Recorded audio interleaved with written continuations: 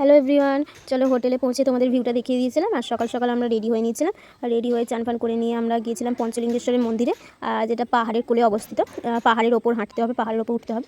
আর খুব মেলা ফেলা বসেছিল সেখানে, অনেক দোকানপত্র হচ্ছিলো আর অনেক ভিড়ও ছিল।